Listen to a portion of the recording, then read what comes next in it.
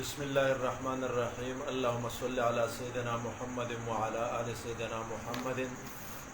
افضل صلواتك بعدد معلوماتك وبارك وصل وسلم عليه. د سورۃ فاتحه تلاوت تاسو د وړاندې وشو. قرآن کریم کې دا لومبنه سورۃ دی چې د عظیم کتاب آغاز او شروع د دې سورۃ نشوي ده. د دې سورۃ سره متعلق دوه قسمه مباحث دي، یو خارجي مباحث دي او یو داخلي مباحث دي. داخلي مباحث به بزمن د تفسیر کې باغې باندې خبره کو. خارجي مباحث چې سورۃ فاتحه سره متعلق دي نو هغه اته دي. اول بحث د دې د عنوان سره متعلق دی، دویم بحث د دې د تقدیم سره متعلق دی، او دریم بحث د دې د نزول سره متعلق دی، څلورم بحث د دې د نمونو او د اسامیو سره متعلق دی، پنځم بحث د دې د علوم سره متعلق دی چې سورۃ فاتحه په کوم علوم باندې مشتمله ده، او شپږم بحث چې دی نو هغه د دې د امتیازات سره متعلق دی، او اوم بحث چې دی هغه کې مسائل فقهیه ذکر کیږي چې کم مسائل فقهیه د دې سورۃ سره متعلق دي، او په اتم بحث کې به د دې سورۃ اجمالی فضائل ذکر کوو. عنوان د دې سورۃ دی سورۃ الفاتحه. سورۃ الفاتحه مرکب اضافي دی، دو کلمونه مرکب دی، سورۃ او فاتحه. لفظ سورۃ چې دی دا په درو معنو سره راځي. کدا د سؤر نشي محموش شي دا بیا په معنا د بقیه الشیء سره راځي، د چیز نه چې کم شی رسته پاتې شي هغه ته سؤر وایي، او بقیه الشیء دا جزوی د شی. نو سورۃ ته سورۃ ځکه ویل کېږي چې دا د قرآن جز دی. دویم کدا د سور البلد نشي او اجوف واوی شي نو بیا دا هغه دیوال ته ویل کېږي چې کم په خار باندې احاطه کړي د سور البلد. نو سورۃ ته سورۃ ځکه ویل کېږي د قرآن چې دا کم سورۃ دی چې دی هم په ډېرو مضامینو باندې، په ډېرو احکامو باندې، په ډېرو مسایلو باندې، په ډېرو آیاتونو او کلماتو باندې احاطه کړي ده، نو ځکه ورته سورۃ ویل کېږي. او دریمه معنی د سورۃ چې دا نو هغه رفعت دی، اوچتوالی دی. قرآن کریم کې دا ماده د باب تفاعلنا په دغه معنا کې مستعمل ده، د ارتفاع او د اوچتوالي په معنا کې اذا تصور المحراب، کله چې دی هغه محراب او عبادت خانه ته بر اور واوختله. نو صورت په دغه حواله سره دا په معنا د رفعت او د اوچتوالي سره راځي. یو شاعر وی الم تر ان الله اعطاك سوره ترى كل ملك حولها يتذبذب، الله تا ته ډیره اوچته مرتبه درکړې ده. نو سورۃ ته سورۃ ځکه ویل کېږي چې دا د قرآن حصہ او جز دی. قرآن ته الله رفعت ورکړی دی، رفعت د کل مستلزم دی، رفعت د جز لره. نو ظاهره خبره ده چې د قرآن دغه جز چې دی چې سورۃ دی هغه د لوی مقام او د لوی مرتبه خاوند دی. دویم لپس پدې کې دی فاتحه. اوس فاتحه اسم لما یفتح به الشیء، نو دا په اصل کې وصف دی. هر هغه شی چې د بل شي د ابتدا د هغې سره راځي، کولاوالی ورسره راځي، آغاز ورسره راځي، هغې ته فاتحه ویلی کېږي. خو بیا لفظ د فاتحې د دغه معنا وصفي نه نقل شوی د معنا عالمي ته. اوس د دې مخصوص صورت دپاره صورت فاتحه نوم ګرځېدلی دی. لہذا په الفاتحتو کې دا تی برای نقل دا د وصفیت نه عالمیت ته، او دا د عربو قانون دی چې د یو کلمه د وصفیت نه عالمیت ته منتقل کوي، نو په هغې کې تی چې کوم دی په آخر کې راوړي، لکه کافیتون او شافیتون وغیره کې چې دا تی راغلی ده، هلته کې نقل شوی دی د وصفیت نه عالمیت ته. نو بهر کې دا د عنوان متعلق یو بحثو دا په دې ځای باندې ختم شو. دویمه خبره،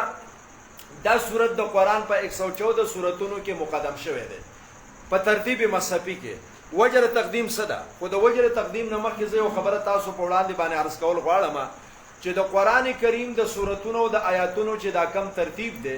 دا دوه قسمه دی. یو ترتیب نزولی دی چې جبریل په کم ترتیب باندې د اسمان نه قرآن نبی کریم علیه السلام ته راوړی دی. دویم ترتیب مصحفي دی چې د عثمان سے په زمانه کې چې آخرنه ترتیب او تدوین د قرآن شوی دی، او هغې له دا کم ترتیب ورکړی شوی دی چې د هغې آغاز شوی دی د سورت فاتحې نه، او د هغې اختتام شوی دی په سورت الناس باندې. دا ترتیب مصحفي دی. دې کې شک نشته دی چې ترتیب نزولی چې دی نو دا مخالف دی د ترتیب مصحفي نه. په ترتیب نزولی کې اقرا بسم ربک الذی دا 15 آیاتونه لومبی راغلي دي، او واتقوا یوما ترجعون فیه الی الله دغه آیات، یا الیوم اکملت لکم بنا بر اختلاف اقوال، دغه د قرآن آخري آیاتونه دي په اعتبار د ترتیب نزولی سره. او دلته چې موږ ترتیب مصحفي ته ګورو نو سورته فاتحه مخکې ده او سورته الناس دا به د ټولو نه په آخر کې راغلی دی. په دې کې د مولیانو اختلاف دی چې لوح محفوظ کې چې کله دا قرآن موجود و آیا دا د دې ترتیب مصحفي موافق و کنه د ترتیب نزولی موافق و. د اکثر علماء نظریه او سوچ او فکر دا دی چې په لوح محفوظ کې قرآن د ترتیب مصحفي موافق و. یعنی التم سورۃ فاتحه په لوح محفوظ کې مخکې ده، بیا سورۃ بقره ده، بیا سورۃ ال عمران ده، بیا سورۃ نساء ده او په اخر کې سورۃ الناس راغله ده. خو جبريل چې دا قرآن راوړی دی دا د لوح المحفوظ د ترتیب مخالف راوړی دی او دا غي وجه ده چې قرآن دنیا ته جراته نو دا خو د زمانه د حالاتو مطابق راغلی دی، یا د خلکو د سوالاتو په جواباتو کې د قرآن صحیح سره راغلی ده، یا د واقعاتو په تناظر کې د قرآن سره برخه راغلی ده. نو د دې وجه نه قرآن غیر مرتب دنیا ته راغی، ورنه اصل ترتیب د قرآن په لوح محفوظ کې چې کوم وو هغه دا دی چې کوم هغې ته د عثمان صاحب په دور کې ورکړی شوی دی. په دغې حوالې سره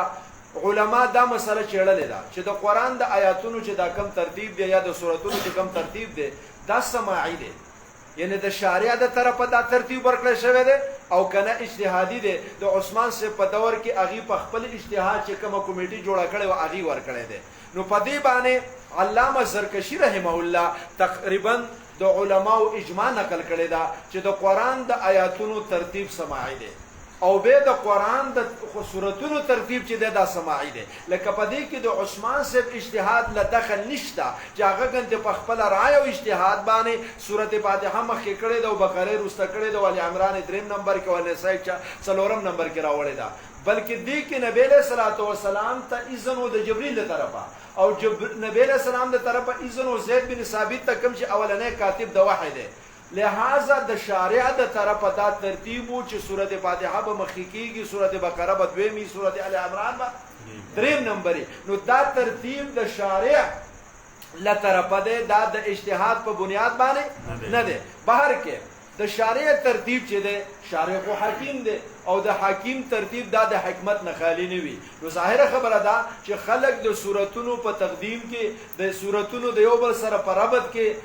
دې کې حکمتونه لټای، دې کې فلسفه لټایا. نو دا سوال هم کېږي چې سورته فاتحه د سب په بنیاد باندې دا پټول قرآن باندې مقدم شوی ده. نو دا غي د پاره ساده وجه دا ده چې قرآن د ټول سورته فاتحه د ټول قرآن اجمال دی او قرآن د دې تفصیل دی. څومره علوم چې په قرآن کې او څومره مضامین چې په قرآن کې تفصیلا ذکر دي هغه په سورته فاتحه کې اجمالا ذکر دي. نو گویا کې سورته فاتحه اجمال شو، قرآن تفصیل شو، اجمال په تفصیل باندې مقدمي. سورته فاتحه چې ده نو دا گویا کې متن شو او دا باقاعده قرآن د دې لپاره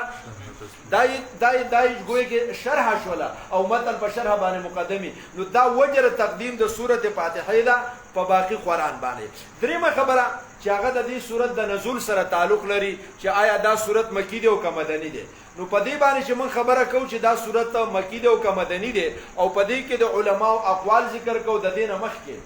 به طور تمهید به دا خبره وپېژنو چې د قرآن صورتونه په دوو برخو کې تقسیم دي، مدني او مکی. ځکه د نبی صلی الله علیه وسلم زندگی دا په دوو برخو او په دوو دورونو باندې مشتمله ده، مکی زندگی او مدني زندگی. اوس مکی صورت ستوي او مدني صورت ستوي. نو یو خو د تعریفات او د مفهومات په بنیاد باندې د مکی او د مدني په منځ کې فرق کوو. دویم د علامو په بنیاد باندې د مکی او د مدني په منځ کې فرق کوو.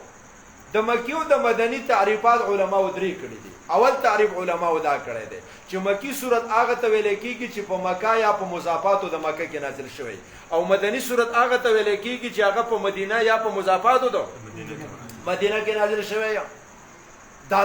دا تعریف علماء د مکی او د مدني بازو کړی دی، خو دا تعریف غلط دی او د غلطۍ وجه دا ده چې دا تقسیم به ثنایی نشه او دا تقسیم حاصر نشه قسمینو لره. یو بل قسم پیدا شو چې هغه باندې مکی او نه مدني وي، لکه یو صورت د مکی نم بار نازل دی او د مدینې نم بار نازل دی، اوس خو نه مکی شو نه مدني شو. نو دا تقسیم حاصر نشو قسمینو لره. اگر چې د سورتونو د مکی او د مدني په حواله سره د بعضی علماو نظریه دا ده چې دا تقسیم رباعی دی، یعنی سورتونه 4 قسمه دي. یو قسم هغه دي چې مکی دي چې هغه ټول په مکه کې نازل شوی دی. دویم قسم هغه چې مدني دي چې ټول په مدینه کې نازل شوی دی. دریم قسم هغه دی چې مکی او مدني دی چې صحیح سه مکه کې نازل شوی صحیح سه مدینه کې نازل شوی. څلورم قسم هغه دی چې نه مکی دی او نه مدني دی. د مکی نه بار نازل شوی د مدینې نه بار. دا د بعض علماء قول دی خو دا قول کمزور دی. د جمهور علماء قول دا دی هغه په دې باندې قائل دي چې تقسیم چې دی په دغه کې چې کم دی په مکی او مدني کې دا تقسیم ثنایی دی. صورت یا مکی دی یا مدني دی بل نشته. اوس کوم صورت چې څه حصہ داغي په مکه کې نازله شوې ده او صحیح حصہ داغي په مدینه کې نازله شوې ده نو پاغي کې به ترجیح اغلب او اکثر لري. که اکثر حصے مدینه کې نازله شوی دی ته به موږ مدني وو او که اکثر حصے مکه کې نازله شوی دی ته به موږ مکی وو. په هر کې دا کم چړم به تقسیم دی تعریف منغاو کو د دغه تعریف په بنیاد باندې دا تقسیم ثنایی نه جوړیږي. یو دریم قسم په منځ کې را پیدا کیږي چې هغه باندې مکی وو نه به مدني وي. د دې وجه نه دغه تعریف چې دی نو دا غلط دی. دویم تعریف هغه علماو دا کړی دی چې مکی صورت هغه ته ویل کیږي چې هغه کې اهل مکه او ته خطابي په یا ایها الناس سره او مدني صورت به هغه چې پاغي کې خطابي مدینه خلکو ته په یا ایها الذین آمنو سره. نو کم صورت کې چې خطاب شوی دی په یا ایها الناس سره دا صورت چې دی نو دا مکی دی. کم صورت کې چې خطاب شوی دی په یا ایها الناس سره یا ایها الذین آمنو سره دا مدني دی. خدا تعریف چې چا کړی دی دا هم غلط دی او د غلطۍ وجه دا ده چې په قرآن کې ځینې صورتونه داسې شته دی چې په هغې کې نه خطاب په یا ایها الناس سره دی او نه خطاب په یا ایها الذین آمنو سره دی. لکه یا ایها النبی اتق الله هلته خطاب دی یا ایها النبی سره. یا داسې بلا صورتونه نور دي چې هغې کې نه خطاب شته دی یا ایها الناس سره او یا نه پکې خطاب شته دی په یا ایها الذین آمنو سره. نو بیا دغه صورت خو نه مکی شو نه مدني شه. د دې وجه نه دا تعریف هم غلط دی. دریم تعریف چې هغه راجح تعریف دی او غوره تعریف دی د مکی او د مدني هغه دا دی چې مکی صورت به هغه ته ویل کېږي چې هغه د هجرت نه مخکې نازل شوی دی. که په هر ځای کې نازل شوی دی مکه کې دی د مکې نه بار دی خو چې د هجرت نه مخکې نازل شوی دی دا صورت مکی دی او چې د هجرت نه وروسته نازل شوی دی نو بیا دغه صورت دا مدني دی. لہذا په دغه حواله سره دا تقسیم ثنایی ام شو او دا تقسیم چې کم دی نو حاصل شو خپل دواړو قسمین لره او واسطه په مابین د مکی او د مدني کې پیدا نشوله. د دې وجه نه قران کریم کې الیوم اکملت لکم دینکم دا اگر چې په حجۃ الوداع کې نازل شوی دی د مکی په مضافاتو کې نازل دی خو دې ته خلک سوي مدني وي. ولی ځکه چې دا د هجرت نه وروسته نازل شوی دی. نو چې د هجرت نه وروسته نازل نو که په مکه کې که په مدینه کې که د مکی او د مدینه په مضافاتو کې دې ته ویل کېږي چې مکی چې د هجرت نه مخکې او چې د هجرت نه وروسته هغې ته ویل کېږي مدني. نو دا خو د مفهوم په لحاظ سره فرق شو. دویم فرق چې دی هغه د قواعدو په لحاظ سره او د ضوابطو په لحاظ سره دی. موږ سره دوه قسمه قواعد دي د مکی او د مدني صورت د معلومولو دپاره. یو زموږ سره قواعد کلیه دي او دویم زموږ سره قواعد اکثریه دي. نو اول راځو قواعد کلیه وته بیا به بیانو قواعد اکثریه. نو اوله قاعده دا ده چې هر هغه صورت چې په هغې کې لفظ د کلا راغلی دی دا صورت به مکی وي. لفظ د کلا چې دی دا په 15 صورتونو کې 3 ځای راغلی دی نو لفظ کلا چې په کم صورت کې راغی دا به مکی وي. دا قاعده کلیه شوله. دویمه قاعده دا ده چې هر هغه صورت چې د حنفي مذهب مطابق په هغې کې آیات د سجدې راغلی دی نو دا به مکی وي. دریمه قاعده دا ده چې هر هغه صورت چې په هغې کې واقعه د آدم علیه السلام راغلی ده سوا د سورة البقرې نه علاوه چې هر هغه صورت چې په واقعه د آدم علیه السلام پکې راغلی ده هغه به مکی وي. هر هغه صورت چې په هغې کې حکم د جهاد راغلی دی هغه به مدني وي. هر هغه صورت چې په هغې کې ذکر د منافقانو دی یا په هغې کې ذکر د خباثت د منافقینو دی هغه څه وي مدني وي. نو دا قواعد کلیه شروع. اوس راځو قواعد اکثریه وته. هر هغه صورت چې هغې کې خطاب په یا ایها الناس سره شوی دی دا صورت به چې کوم دی نو دا مکی وي. خو ما وی دا قاعده کلیه ده ورنه په سورت بقره کې خطاب په یا ایها الناس سره شوی دی هغه مکی نه دی بلکې مدني دی. او هر هغه صورت چې په هغې کې خطاب په یا ایها الذین آمنو سره شوی دی نو دا به مدني وي. دویمه قاعده دا ده چې مکی صورتونه مختصري په نسبت سره مدني صورتونو ته. دریمه قاعده دا ده چې په مکی صورتونو کې توحید رسالت قیامت قصې قوانین پکې نه وي احکام پکې نه وي پاغي کې چې کوم دینو دغه وی دا سورته ولګي قصې پکې وي او دغه رنګ توحید پکې وي او رسالت پکې وي. مدنی سورتونو کې قوانین ذکر کیږي او احکام ذکر کیږي. مکی سورتونو کې تنقید وی په عابدانو د بوتانو باندې او په مدنی سورتونو کې تنقید وی په منافقانو باندې او په اهل کتابو باندې. مدنی سورتونه ساده وي، پاغي کې استعارات نه، پاغي کې چې کوم ده کنایات نه، پاغي کې مثالونه نه، او بیا د دې په نسبت باندې مکی سورتونه چې دینو پاغي کې استعارات هم وي او پاغي کې کنایات هم وي او پاغي کې مثالونه هم وي او پاغي کې تشبیهات هم وي. نو دا د مکی او د مدنی سورتونو ترمنځ فرق شو. اوس دا خبره چې سورته فاتحه دا مکی سورت دی او که مدنی سورت دی، دې باره کې د مفسرینو څلور قول دي. د جمهور علماو قول دا دی چې سورته فاتحه د مکی سورت دی. د امام مجاهد قول دا دی چې سورته فاتحه مدنی سورت دی. دریم قول دا دی چې سورته فاتحه چې د دو ځل نازله شوې ده، یو ځل په مکه کې نازله شوې ده، دویم ځل مدینه کې نازله شوې ده. مکه کې اله نازله شوله چې مشروعیت د صلات راغی او په مدینه کې بیا اله نازله شوله چې تحویل له قبله وشو، چونکه قبله بدل شوله د بیت المقدس نه بیت الله ته. نو دا سوال په ذهنونو کې پیدا کېده چې د مانزه لپاره چې کوم جهت او قبله وا اخو بدل شو، اسنه چې دا صورت د مانزه هم بدل شوی چې کوم سورته فاتحه ده. نو دوباره دا صورت نازل شي چې نه صورت بدل شوی نه ده. او څلورم قول دا ده چې د دې صورت بعضی حصہ په مکه کې نازله شوی ده او بعضی حصے په مدینه کې نازله شوی ده. دا قول خو غلط هم دی او ضعیف هم دی او کمزور هم دی او په دې باندې اچا قول نه دی کړی. صرف بعض علماء دا قول ابو اللیث سمرقندی ته منسوب کړی دی، خو دا انتهایی ضعیف قول دی. په دې باب کې راجح قول چې دی هغه د جمهور دی چې دا صورت په مکه کې نازل شوی دی. دا غي د لپاره دوه دلایل دي. یو دلیل د سورته حجر آیات دی، ولقد آتیناک سبعا من المثانی والقرآن العظیم. الله وی تا ته ما درکړی دی 7 مثانی. د 7 مثانی نه مراد سورته فاتحه ده، ځکه و آیاتونه دی مکرر ده، نو په مانځ کې مکرر ده. روسه په دې باندې خبره کوو. اوس په سورته حجر کې الله تعالی په صيغه د ماضی سره ذکر کړل چې ما ته سورته فاتحه درکړې ده. نو معلومه دا شوله چې سورته فاتحه به د سورته حجر نه مشهور کړي. نو سورته حجر خو مکی ده، نو معلومه دا شوله چې سورته فاتحه به مکی، ځکه چې د مکی دور نه مخکې مدني دور شته دی نه. نو د دې نه دا معلومه شوله چې سورته فاتحه چې ده نو دا په مکه کې نازله شوې ده. دویم علامه واحدی سے په اسباب النزول کې یو اثر د حضرت علی رضی الله تعالی عنہ نقل کړی دی چې علی رضی الله تعالی عنہ فرمایي چې سورته فاتحه نازله شوې ده په مکه ته من کنز تحت العرش، د عرش نه لاندې د یو خزانه نه سورته فاتحه چې ده نو دا نازله شوې ده. نو دا دو دلایل دي په دې خبره باندې چې سورته فاتحه چې ده نو دا مکی ده. امام مجاهد د قران عظیم مفسر دی، هغه سره په دې خبره باندې اس دلیل نشته چې سورته فاتحه مدنی ده. صرف د جمهور د دلایلو نه جواب کړی دی. هغه دو جواب کوي د قران د آیات نه، ولقد آتیناک سبعا من المثانی. یو جواب دا کوي چې 7 مثانی نه مراد سورته فاتحه نه ده، مراد د 7 مثانی نه مراد دا وغټ وګد سوراتونه دي چې هغه د دیوال مفصل وای، سورته بقره، سورته ال عمران، سورته نساء، سورته مائده، سورته انعام وغیرہ.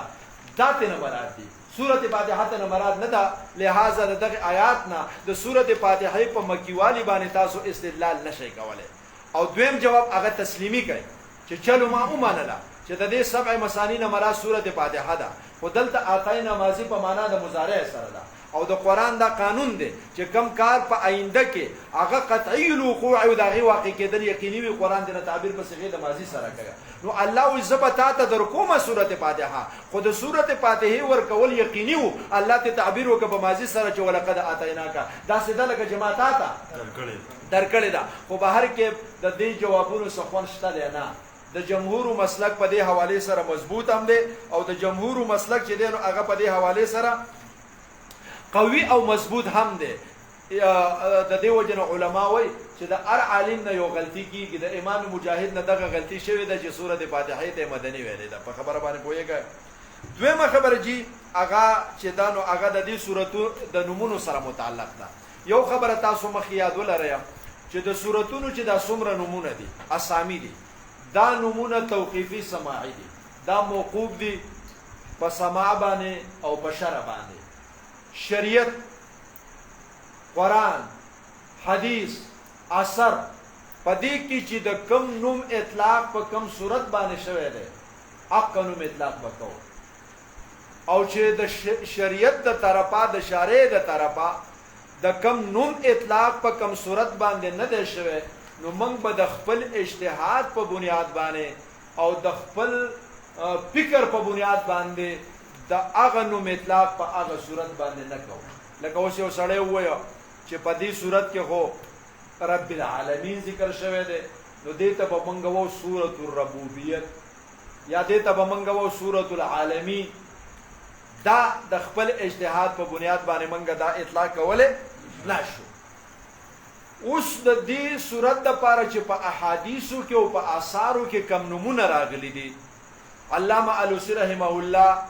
هغه دوی ذکر کړی دي فاتحة الکتاب فاتحة القرآن فاتحة الکتاب او فاتحة القرآن ورته ځکه وایي چې د قرآن شروع د دې راشوې ده چاته چې تعلیم ورکولی شي د قرأت شروع یې د دې نه کېږي که وعظونه او نصایح علما کوي نو شروع هم د صورت فاتحه نه کوي د دې وجه نه ورته فاتحة الکتاب وایي او فاتحة القرآن وایي دویم نوم یې د ام الکتاب ام القرآن دا څلور نومونه شولو ام په معنا د مرجع سره ده بچې مور ته راجع کېږي دا ټول قرآن دا تابع د صورت فاتحه ده ځکه چې صورت فاتحه مخکې ده او بیا پسې قرآن شروع کېږي نو دا په منزله د ام او د مور ده یا ام القرآن او ام الکتاب ورته ځکه و چې دا اصل ده څومره علوم چې په تمام قرآن کې موجود دي په طریقې د تفصیل سره هغه ټول علوم په صورت فاتحه کې موجود دي په طریقې د اجمال سره دی وجه نه ورته ام الکتاب او ام القرآن وایي د دې پنځم نوم چې دی هغه سورة الکنز دی سورة الکنز دی ته په دې بنیاد باندې ویل کېږي چې دا په ډېرو زیاتو اسرارو او مکنوزاتو باندې مشتمله ده دا یوه خزانه ده دا چې رالټې تا ته به ډېر اسرار مخې ته راځي ډېرې نکتې به درته مخې ته راځي ډېر رموز به درته مخې ته راځي ډېر مسلې به درته مخې ته راځي نو دا کنز دی او بل د حضرت علی صاحب د روایت او د اثر نه هم د دې تایید کېږي چې سورة فاتحه د عرش لاندې د کنز نه نازله شوې ده نو د په دغې بنیاد باندې دې ته سورة الکنز وایي د دې بل نوم دی سورة الواقعه او بل نوم یې دی سورة الکافیه واقعه او کافی د هغې دوه وجې دي یو وجه دا ده چې په سورة فاتحه په مانځه کې نیمګړی نه ویلی کېږي دا به پوره وی نو ځکه ورته سورة الواقعه او سورة الکافیه وایي بل دا چې مونږ د دې نه غیر نه کېږي نو د دې وجه نه ورته سورة الواقعه او سورة الکافیه وایي د دې اووم نوم چې دی هغه سورة الاساس دی اساس بنیاد ته ویل کېږي امام قرطبي په دغې حوالې سره یو حدیث نقل کړی دی چې د هر شي دپاره یو اساسي به اوږد حدیث دی خو د قرآن اساس چې دی نو هغه سورت فاتحه ده اگر چې دغه حدیث د سند په حوالې سره کمزور هم دی او کوم چې معتبر کتب د احادیثو دي په هغې کې دغه حدیث شته دی هم نه یو نایب شان حدیث دی شاذ غوندې حدیث دی د دې صورت بل نوم دی سورة الحمد نو دا تسمیه د کل په اسم د جز سره ځکه چې د دې اولنی جز دی الحمد نو د ټول صورت نه نوم یې غوستی شوی دی سورة الحمد او د دې بل نوم دی سورة الشکر ځکه په دې کې د الله تعالی د نعمتونو شکریه ادا شوې ده په حمد د باري تعالی سره نو د دې وجه نه دې ته ویل کېږي سورة الشکر او د دې بل نوم دی سورة الدعا په دې کې دعا شوې ده اهدنا الصراط المستقیم الله تعالی موږ ته نیغه لار وښایه کومه چې منزل ته نیغه رسېدلې ده او د دې بل نوم دی تعلیم المسأله په دې صورت کې الله تعالی موږ ته سوال چل ښودلی دی چې سوال تاسو د الله نه کوئ نو څنګه به کوئ نو اول به الله صفتونه کوئ الحمدلله رب العالمین او په دویم نمبر کې به بیا الله ته د خپل عبودیت اظهار وکړي ایاکا چې الله زه ستا تابع بنده یم نو د هغې نه وروسته به سوال کوي چې ایاکا نستعین او داسې نه چې نه دې حمد کړی دی د الله تعالی او نه دې الله ته اظهار د بندګۍ کړی دی او شلک د چنګازو اس الله دا شی راکړه نو چونکې دنیا کې انساني محاوره دا ده او د انسانانو رواج دا دی چې انسانان د چا نه سوال کوي او بیا د دې غټو منصبدارانو نه چې سوال کوي نو لومبی ورشي دغه صفتونه وکړي صیب ستاسو لوی خلک الله تعالی پیدا کړي وای ستاسو ډېر لوی مقام دی ستاسو ډېر لوی حیثیت دی ما داسې سړی چېرته لیدلی نه بله سړي زیړولي نه خو لکه دی وله دومره لوی حیثیت ورکړي ځکه چې صفت یې نه کوي خو بیا دله څه ورکوي نه نو د صفت نه وروسته ورته بیا د غلامۍ اظهار وکړي چې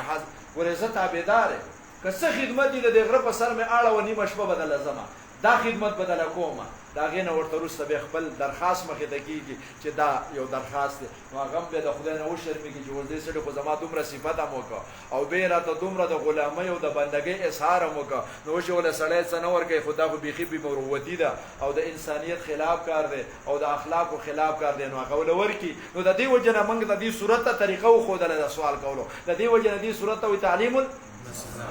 بل نوم د دې صورت دی صورت السوال د الله نه سوال شوی دی بل نوم دی صورت المناجات منګه د الله سره په دې صورت کې مناجات کو الله مخې ته مخاطب وګرځو ایاک نعبد ایاک نستعين اهدنا الصراط المستقيم د غیبت نه منګه الله تعالی راول حضور ته مشاهده ته مخامخي کو او بیا د الله تعالی سره مناجات کو د دې بل نوم دی صورت الرقيه یعنی د دم والا صورت په دې باندې بیماران دمو الله ولا شفا ورکي د دې بل نوم دی صورت الشفاء او بل نوم دی صورت الشافیه حدیث کې راځي او روایت ده چې دا صورت د هر بیماری د پاره چې کم دینو شفا ده په هر بیمار باندې دا صورت وای الله تعالی به اغیتا شفا ورکي د بیمار د دم د پاره بارزه کې مولانو د تک ته زنانو بوتلو ته صورت نشته هم بس دا صورت خو هر چاته یاد دی پکور کې صورت فاتحه په بیمار باندې وای الله تعالی به شفا ورکړي ابو سعید خدری رضی الله عنه ملګرو سره تل داسې په سفر باندې به الته یو کلی خواته شپراله اکلی ته موږ ته شپه مراکې او ډوړې مراکې کلی به موږ سره نه شپشته او نه ډوړې شته کنجوسان نو نه شپه ورکړو نه ډوړې ورکړه نو هغه غریبانان د وبو خواته شپراله نو د کلی یو مشر او هغه لړم وچیچو نو خلک پوهې چې دغه ته کې کسان راغلي دي کاږي کې چې دم ولای نو ابو سعید خدری تراله وی کتا سو کې دم ولای زمونږ مشر هغه چې کم دی لړم یا مارچی چلے دی نو هغه ورته وی زب دم کوم خو ماته بدیر شي سوالې بزیر راکوي نو هغه وی چې بزې بدر کو غصه کې ملک او مشر چې کم دی نو هغه مارچی چلے دی نو ابو سعید خدری به داغي سلاړه او سورته فاتحه باندې هغه سره دم کو لہذا هغه ته الله تعالی شفا نصیب کړه او د دې بل نوم دی سورۃ الصلات